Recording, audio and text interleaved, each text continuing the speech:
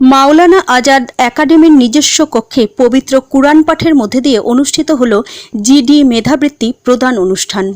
এদিন প্রায় শতাধিক ছাত্র ও ছাত্রীকে মেধাবৃত্তি প্রদান করা হয়। প্রধান অতিথি হিসেবে উপস্থিত ছিলেন পতাকা শিল্পগোষ্ঠীর অন্যতম আধিকারিক আলহাজ সৈয়দুল ইসলাম খান। তিনি বক্তব্য বলেন যে দয়ালু মানুষটা আর্থিক সহযোগিতা দিয়ে ছাত্রছাত্রীদের পাশে দাঁড়াচ্ছেন তিনি হলেন মোস্তাক হোসেন।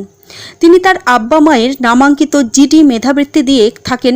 মূলত মেধাবী ছাত্রছাত্রীদের মেধাবৃত্তি দেয়া হয়। আরও বলেন, শিক্ষা হলো জাতির মেরুদণ্ড। শিক্ষা আমাদের সবাইকে অর্জন করতে হবে, তার জন্য আমরা সবাই মিলে চেষ্টা করে চলেছি এবং শিক্ষা অর্জনের জন্য কেউ অর্থের অভাবে পিছিয়ে না যায়।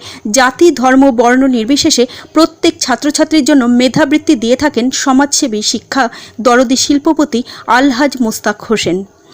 তার উপার্জনের একটা অংশ শিক্ষা খাতে ব্যয় করে থাকেন। তারই একটা অংশ হল মেধাবী ও দুস্থদের উচ্চশিক্ষার জন্য মেধাবৃত্তি।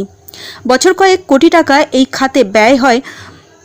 ছাত্রছাত্রীদের উদ্দেশ্যে তিনি বলেন, সমাজসেবা করা শিখতে হবে আর অর্থ উপার্জন করার পাশাপাশি দুস্থ মেধাবী ছাত্রছাত্রীদের পাশে থাকতে হবে।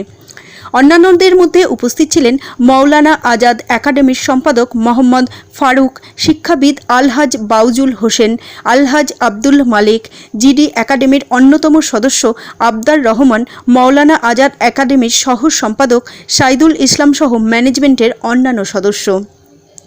উল্লেখ্য, ওই দিন প্রায় শতাধিক ছাত্রছাত্রীর হাতে জিডি মেধাবৃত্তি এর টাকা তুলে দেওয়া হয়। অক্টোবর থেকে মার্চ 2025 পর্যন্ত, অর্থাৎ 6 মাসের মেধাবৃত্তি একসঙ্গে দেয়া হয়। অনুষ্ঠান সঞ্চালনা করেন প্রতিষ্ঠানের সহ সম্পাদক শেখ ইমদাদুল করিম। সাজ্জাদ হাসানের রিপোর্ট, বন্ধন বাংলা খবর।